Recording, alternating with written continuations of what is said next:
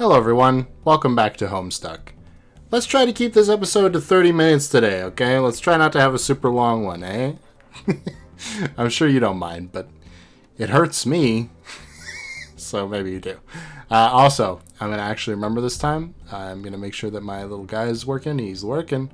And also, if you're enjoying Homestuck, consider liking the video and subscribing if you aren't. YouTube things. Okay, thank you. Aradia, please stop looking at me like that. I do not like it. Let's go. Oh, right. I read this already. I am very much alive, and I intend to stay that way. Yeah. What was I going to say? There was something I was thinking about. Since the last time I recorded Homestuck. Maybe it'll come to me while we're going. Anyway, John's going to leave the castle. With the... He's not blinking at me this time. Vriska's still talking to him. So cool. Okay then, guess I'll get going. Go where? To keep looking for my dad. Are you sure you don't have more important things to worry about? Are you saying I'm still not supposed to find him yet? John, please. I thought you were done getting the future spoon-fed to you like this. I've told you you'll find your dad eventually. That should be good enough. Don't you think it's time to start taking your responsibility more seriously? Well, yeah, but what responsibility do you mean? We just concluded that I'm going to fight Jack, and there's a possibility I'll fail. He could kill me easily for all I know, but it's something I have to try. And if I do fail, your plan will serve as a backup. There's a lot riding on you, John. On both of us. Okay. So you're saying I should go get the tumor now instead of putting it off? I'm not telling you to do anything, just reminding you of what's at stake. Wait, I mean, the tumor. The tumor.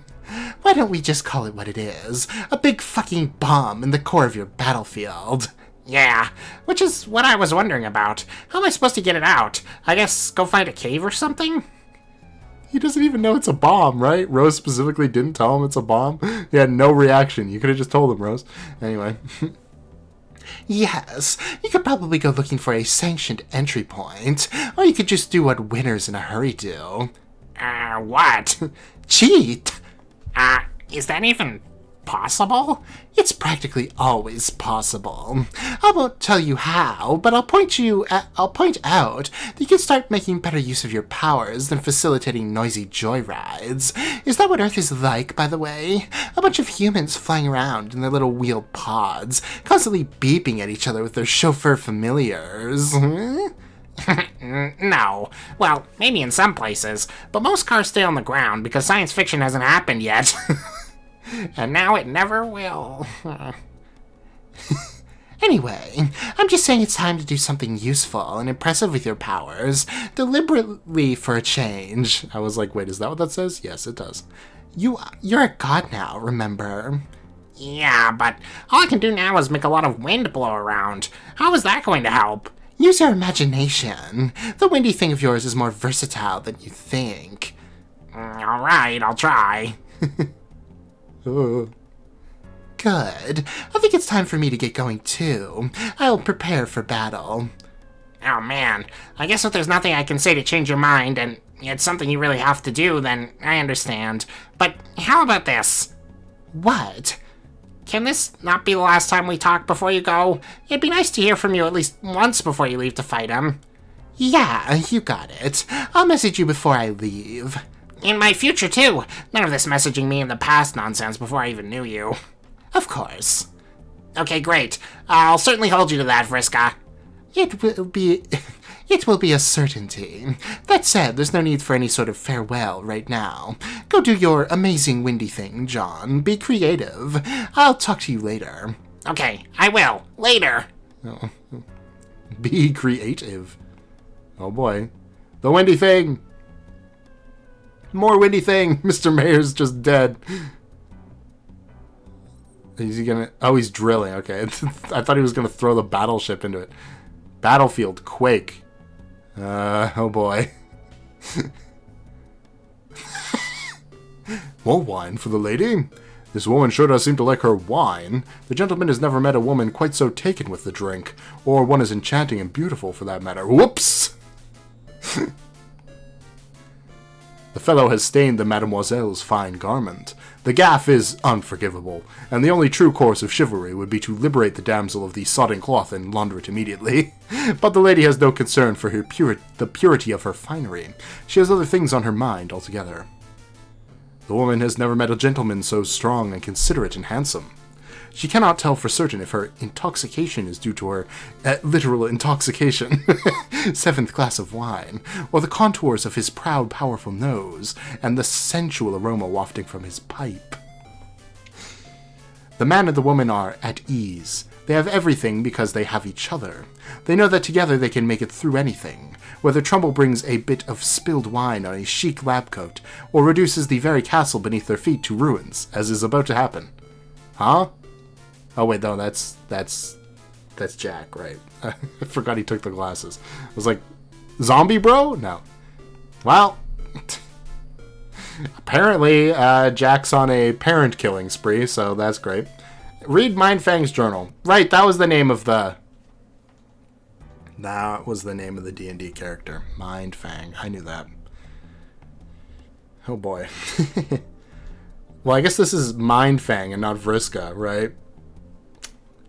What would Vriska's ancestor sound like? If Vriska sounds like this, her ancestor might sound like this. Maybe a little bit more mysterious and calm. A little bit less sassy. On the 14th bilunar perigee of the second dim season's equinox, the orphaner poses a caliginous riddle like no other I've met. I am presuming him bothered by jealousy, and it would be sickening if it were not so marvelously amusing. But then, who but royalty could have the finned cheek to show disdain for a matter in which his black lover conducts her red conquests? Okay. So, we're talking about Eridan's ancestor. I don't know why I couldn't remember the word. Oh my god, okay. Less his accelerated meeker than I to homicide, and the violation would hold me aghast again if his misgivings did not complement his so endearing arsenal of quaint flaws. It's impossible to stifle this grin even now as I write. He surely understands this as my maritime overlord, a superior, well, through gritting fangs he would concede the expanse of my plunder makes his seem hardly worthwhile to trouble a map with good ink over. I know he understands. I'll take what I want. Expect nothing less from Dual Scar. Truly, less would offend me. Is it the crude blood of the suitors from which I have taken enjoyment recently? If his displeasure is with my 8 life? Blithe? That's a word, I think. Blithe treatment of the social order. Then he has either not spent enough time in the warm company of my indifference, or is simply very stupid. I saw the look he gave. He's so secure in knowing I can't feel what's in his mind, he forgets the traitorous ways of his own face. Oh. Is Eridan immune to Vriska's powers? I don't think so. But, like, Solix is, right? So maybe it's not... Well, no, he's finned. I don't know. Who knows? His little looks are words to me, interjections in his own deliciously bitter repartee. First a look as I summon a slave from the hold, with such ease between my remarks. Okay, well... Why, yes, Dual Scar. They were the very slaves in your hold until but this hour. Another ship deployed carelessly, languishing in strategic vulnerability. Is this not our routine, our dance? What is this look, my dear Kismesis? Is it shame, envy? Contempt for what he knows will follow? Also, Dual Scar, so maybe it is Solix. Actually... I mean, I suppose it's possible. Wouldn't that be funny, actually, now that I think about it? Okay, here's what I was thinking, right? Karkat sent 12 babies back in the past. I was going to suggest that maybe Eridan and Solix have a common ancestor. It's not impossible, but I think it is, strictly through the the fact that Karkat sent 12 babies back in time. But wouldn't that be funny if they shared the same ancestor and they were both fighting over Fefri and then, you know, trying to kill each other about it? Be interesting. But Dual Scar is so Solix. I don't know. We'll find out. I nod her over. She's fearful, and it makes her prettier. Oh boy. He scoffs without a movement or sound. I know there is disgust feeding the shadows in the corner of my block. At least prick her in the light, he surely thinks. Determine what vulgar hue she bleeds before persisting with your abasement, Marquise. Okay. Do try to understand, Orphaner. Not knowing is the point. And if you truly understood this, your crusade against the Gamblignants would not be among our grand high-blood's most uproarious punchlines. Okay. If only one truly needed to be so high to find it amusing. And so, not knowing, I take her will, but leave enough of it to enjoy her response. Her hands are in my service, but they still shake. They unfasten the first button at my jacket's waist clumsily. Is this... Vriska? Are you reading... What are you reading?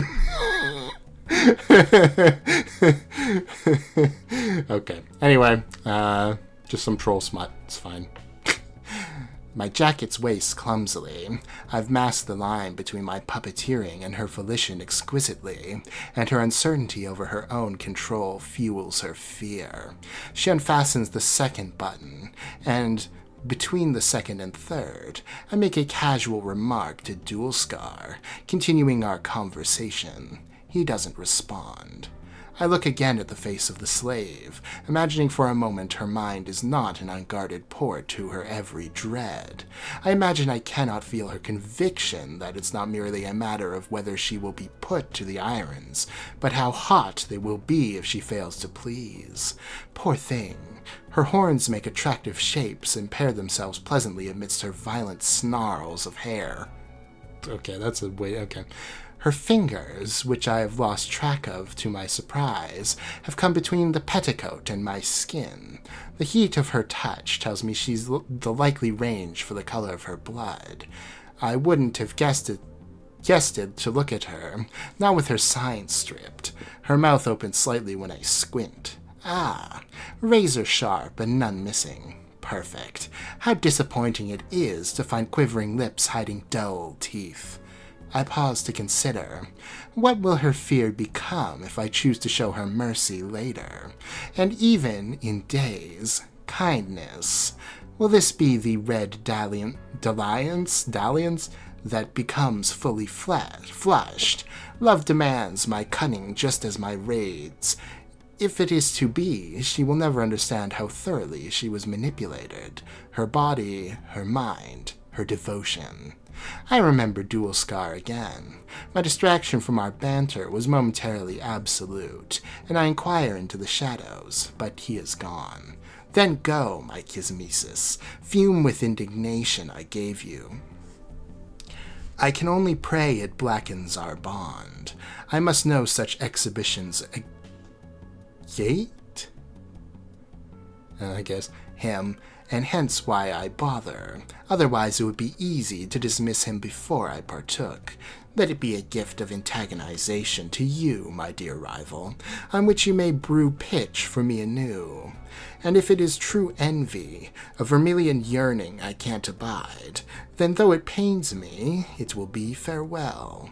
Alas, it may be that I am too good at spurring hate. Too good, at least, for him. I only hope he is not so foolish as to tread a path of less torrid malice, for if he does... Oh, hi, that's Eridan for sure. My suspicions have been confirmed. I'm not grinning anymore, Dual Scar. Our orderly contention has dissolved right before my vision eightfold. It was once a handsome black, but now sits like good strong tea sullied and cooled by unwelcome dairy. Thus my heart was broken twice. I was fond of the slave. There was surely promise in her red investment. He had her assassinated.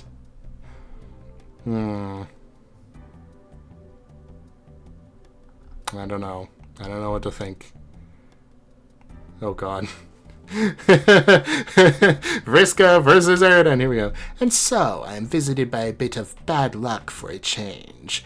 It's not possible to evade it forever, I suppose. I will simply have to endure the misfortune of observing his base and artless measures of retaliation. Vriska, just do it. Just do it. She's got a little dice. He's applied his own resources to increase the bounty on my head.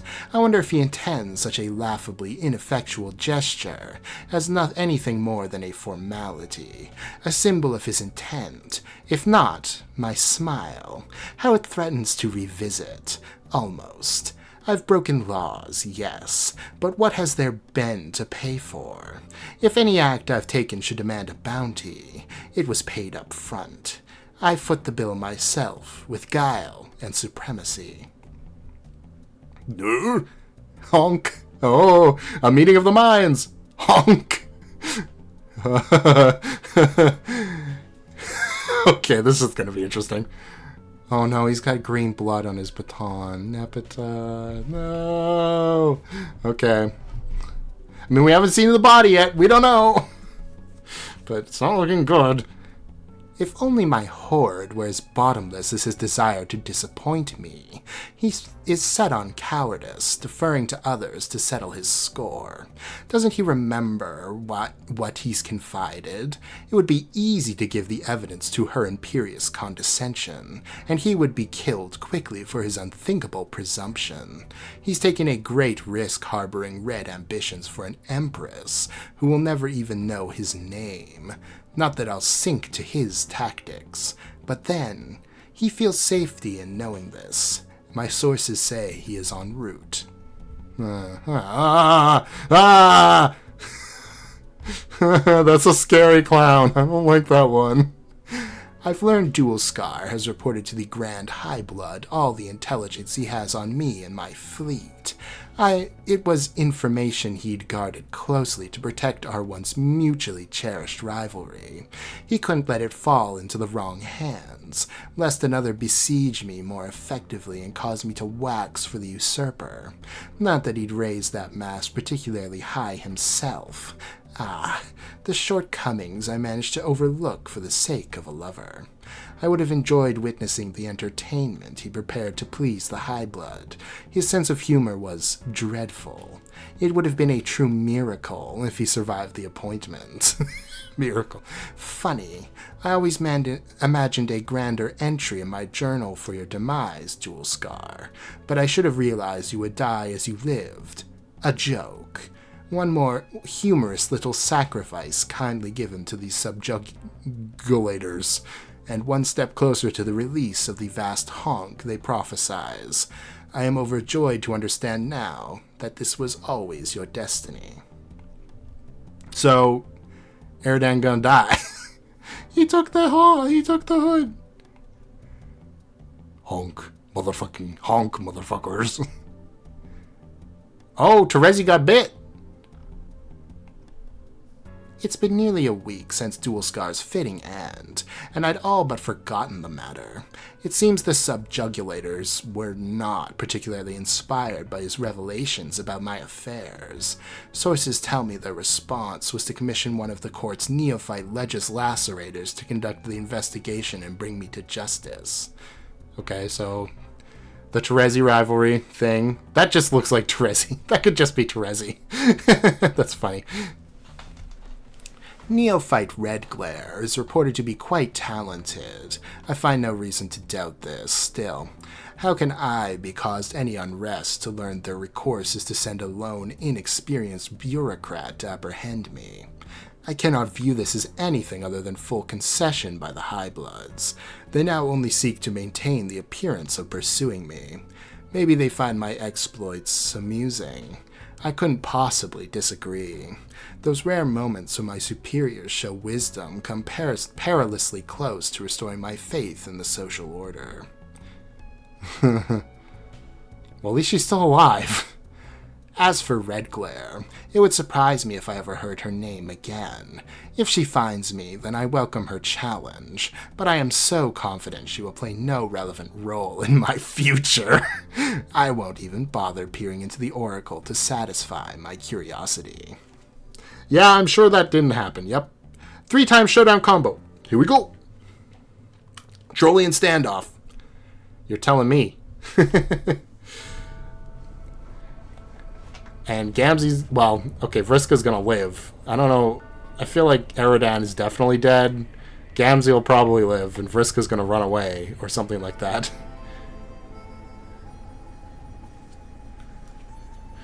Whoa, this music is a little crazy.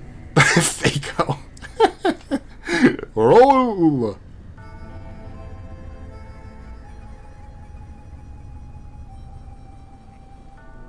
It's too bad Tavros isn't here for the showdown.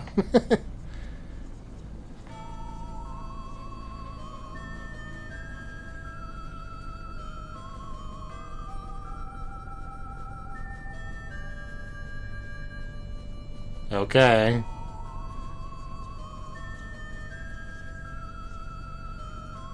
Kanaya! Kanaya! Hong Kong! Oh man. Please tell me we're not going to cut away and I get to actually see this. You can't leave me on this as a cliffhanger. Okay, we aren't. Kanaya is back. Oh, thank God. I killed... Wait, I didn't kill you. That was the other guy. Never mind. Oh, she's she's coming fast. Okay, she's glowing. Oh, I didn't even realize he was taking, like, trophies from everybody. Kind of. It was mostly just from Equius, apparently. I don't know why. Anyway. Kicked him in the groin off a cliff. Good job, Kanaya. Well, now what?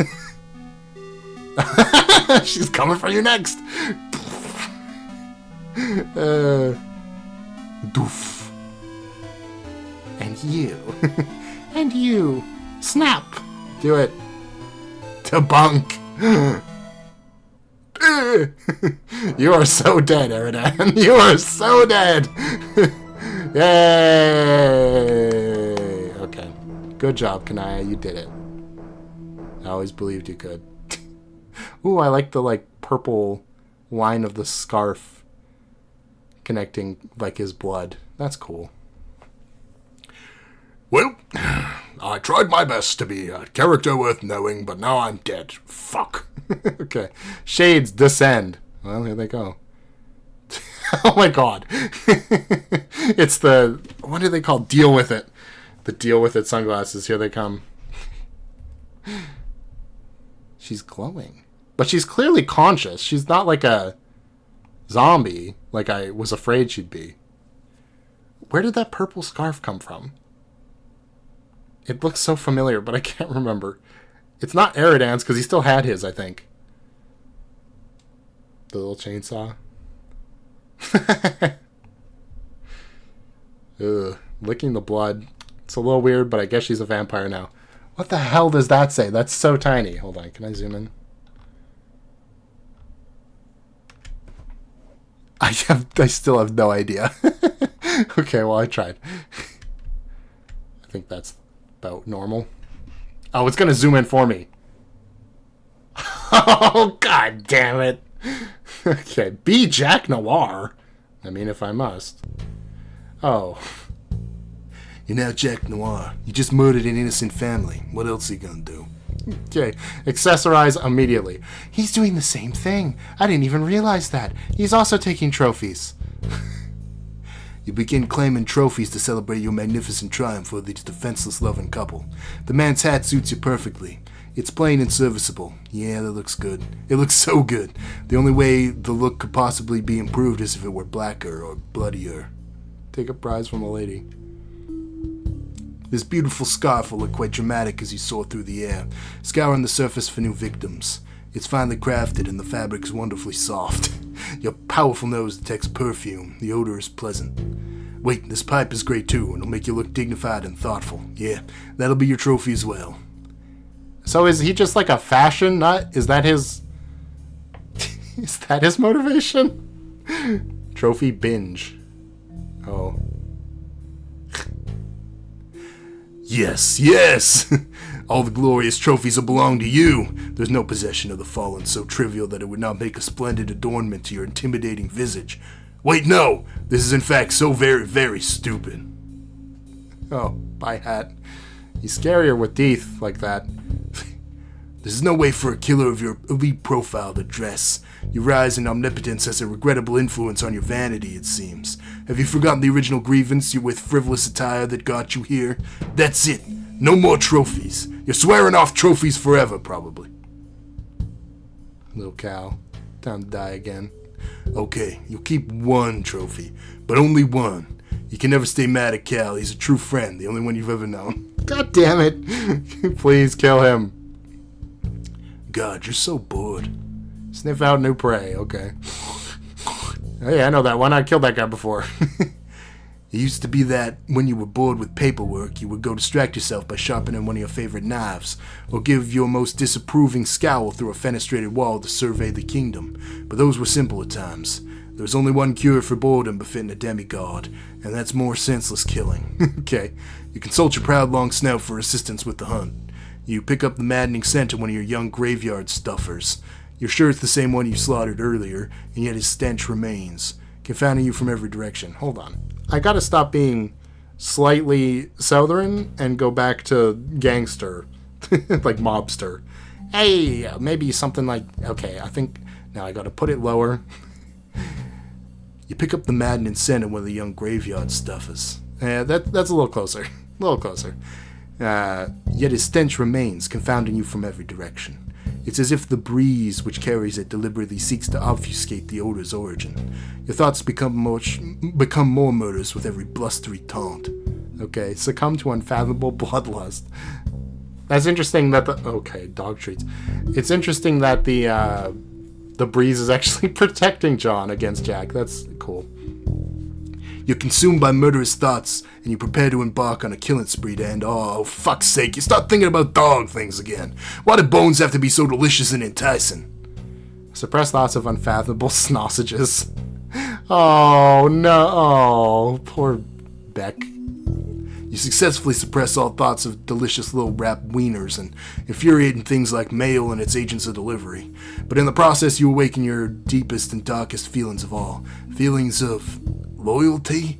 How completely despicable. But no, that's not quite all there is. Could it also be love? It must be. It's the only emotion that could possibly make you feel so utterly disgusted with yourself. And it's surely why you couldn't go through with it. Oh. Oh, he just left. You could not do it. You could not kill the girl. Okay, well that's nice. Contact Diamond's Droog. Oh my god, he's still here. You get the draconian dignitary on the line. He asks what the hell you've been up to. You say it doesn't matter. You have a point of serious business to discuss with him. He makes sure you're remembering to keep the destructive impulses to a minimum. No more planet exploding or anything like that. You say, yeah. He says no point in securing power when there's nothing left to rule. You say, God, it's not the point. Lousy, stupid dignitary. All keeping your murderous tendencies in check. He's the most terrible guy you almost kinda didn't despise completely. Okay, listen to SS. You attempt to humor the Sovereign Slayer's demands diplomatically. There's a narrow line to walk between obeying the orders of a clear superior and blindly facilitating a perfectly useless genocide. It takes a very savvy breed of morally bankrupt monster to pull it off. The Slayer's yapping about some girl, probably one of the young players who can no longer provide any serious threat to your rule. But he wants you to go kill her anyway. You ask why he doesn't go kill her himself. He says it's complicated. This guy, you swear, You tell him you're busy with things that actually matter, like running this kingdom on his behalf and all, levying taxes, oppressing consorts, all the unpleasant chores he would never get his dirty snout with, never dirty his snout with. He says this is more important than any of that stuff. You say, fine, just send the droll after her. There's a moment of radio silence. He says, you mean the courtyard droll? He wants to be sure that this is the same droll you're talking about. You say, yeah, what's the problem? He says, you mean the very same droll who couldn't manage to find one simple task assigned to him, to steal the White Queen's ring from the very same adorning, wonderful girl and master and friend in question? Wait, he means, just girl. Just girl. You didn't hear any of that. You don't say anything. He says, fine, you win. Sick the stupid droll on her. What does he care? Contact CD. You hit up the droll. The Slayer was right. This guy's clearly incompetent. Still, the only real objective here is to get him to stop breathing down your neck with his awful dog breath. Looks like the droll's on the battlefield. He says he's still looking for the Queen's ring. Says he made a new friend to help him with his search, but it's terribly breezy on the planet, and his new friend keeps blowing around, making the search more difficult. He says, thank goodness he's not wearing one of his finer hats. It would be dreadful trying to keep it on his head in such weather. You say you don't care about any of that stuff, and tell him to shut up. Listen to Damage Droog? Oh, he's got the little bunny. I forgot about that. Jeez. The dignitary... Okay, this one does have to be high-pitched, I think. The dignitary is one of your superiors who makes you nervous. The list of superiors who make you nervous, in fact, includes all of your superiors. It includes many of your inferiors as well. He tells you to forget the ring. You failed your mission, and you are never going to find it. There's a new mission. You say, oh? He says, yeah. And let go of the goddamn rabbit. You say, okay, but don't actually let go. He says you'll be happy to begin the new mission very soon. But first, there's a pretty blue tornado ahead you are meaning to investigate. Perhaps other locals it has attracted will know something about the ring.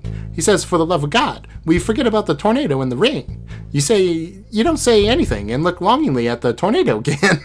He says, fine. If you really must examine a meaningless but extraordinarily dangerous exhibit in meteorological phenomena, then go ahead. But be ready to embark on the mission not a moment later. You say, all right. You wonder what you should do to prepare. He asks if you have a good winter hat. You nearly drop the radio in excitement. Wait. He's just sitting cross-legged with two dead bodies. Awesome. Okay, he's gonna look at the clouds. There. Now that those wheels are in motion, you guess you can put your mind at ease for a while. You find nothing quite so troubling as the intrusion of a positive emotion. Oh, wow. You are momentarily afforded the peace of mind to resume a dull, quiet life of semi-restrained murder. Maybe you'll wait here and see if the boy shows up. It's reasonable to assume he will seek these adults. Certainly easier to let him come to you than follow an untraceable scent. Or maybe you'll take a look inside this castle. Perhaps there are survivors here fit for the offing. You guess that could serve some amusement. You wonder if it'll always be like this. What sort of future does a new god have to look forward to? Will this malaise follow you for eternity? Will you be perpetually tempted to destroy everything you see, knowing that in just a few moments of recklessness, you'll be left with nothing else to destroy forever? What will the eternity feel like when a single moment of boredom feels like an eternity unto itself? You wish you could consult the clouds for answers, but they never show you anything. The reckoning can't wipe this place out soon enough. Interesting. Huh. I guess because they don't have imagination? I don't know. Oh, right, yeah. You're now future Jack Noir. Presently you're trapped in a single moment, which increasingly feels like an eternity. Your boredom is surpassed only by your all-consuming rage and contempt for existence itself. Hours ago you entered an unfamiliar session. You killed 1,000 robotic assailants, destroyed 12 planets with ease, methodically and cyclically, like a single stained hand and a defective clock smearing each number it passes. You reduced Prospect Durst to dust. You murdered a whole bunch of alien kids in yellow and purple pajamas. Your warpath of absolute destruction had only begun to be blazed. There were still miles and bloody miles to send forth, but when the dust of Durst settled, this infuriating fairy appeared out of thin air and froze you in time. But she can't keep you like this forever. And when she finally lets you go, you'll be ready. What will you do? Aside from nothing, that is? Wait. You attempt to be patient. You fail miserably. Be a radio. You are now the maid of time, recently resurrected from the crypt of Durst. Your name is Aradia Megiddo, right? Megiddo? Megiddo! It's a Yu-Gi-Oh card. Well, no. The Yu-Gi-Oh card is Agido, but it sounds similar, and I can't help but think of it every time I see that. Anyway. And for the first time in your life, you feel truly alive. You've just incapacitated Jack Noir with a spell, but a demon so powerful requires your full concentration to subdue.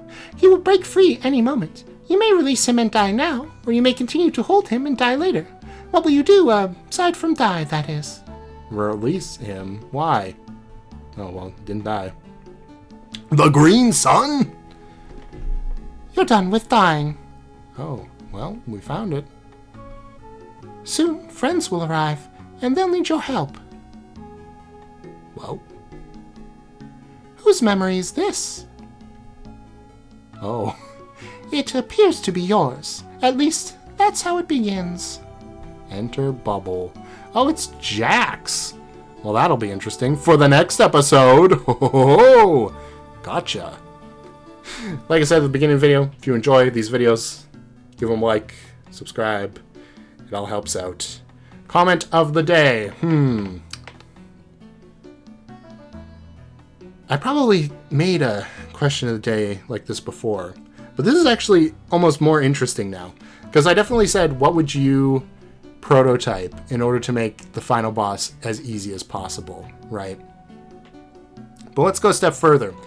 What would you prototype to Jack in order to make him, let's say he's full power, right? Let's just pretend that there are 5 towers in the Human Kid session, because there were like 12 in the Troll sessions. That was possible to happen. Let's say that there are 5, and you can prototype him once more. He's in the state, he's got the green sun powers. Obviously, the dog in him, made him loyal to Jade to the point where he couldn't kill her. So there is some precedent that even though he's got god powers now from like primal beings, he can still be manipulated by the stuff that's a part of him. So do you think you could... What would you try to prototype in order to stop Bec Noir or whatever? Is there anything you can think of? Honestly, a fairly interesting one, which I don't know if we're at the time frame of this yet. I guess this is future Jack, so this is after the whole kids session, basically. Because he's already exited into this world, or whatever, this session. He's skipped over. Potentially the scene where Jade prototyped herself has already happened. Because I was going to suggest prototyping yourself, and then maybe you could actually reason with Jack. If, after all, your goal is to not be killed by Jack, maybe that's something. Although, if the dog brain can affect him in such a way that he gets distracted by dog treats and thinking about pets from his owner or something, maybe you could just prototype like a flea and he'd have negative brain power. Although that might be even worse, because then he could be blindly destructive. So it's a very tough question. Even though it's similar to one we had before, it's completely different somehow. Isn't that cool? It's pretty awesome. Anyway, that's the end of this video. Thanks for watching. I'm glad that Eridan got his comeuppance. I'm glad Kanaya is not... Well, we don't technically know if she's a mindless zombie yet or not, but it surely seems like she isn't. And of course, now that Kanaya wants nothing to do with her, now Vriska's in love with her. So cool. Anyway, we'll find out a bunch of stuff next time, I'm sure. Bye.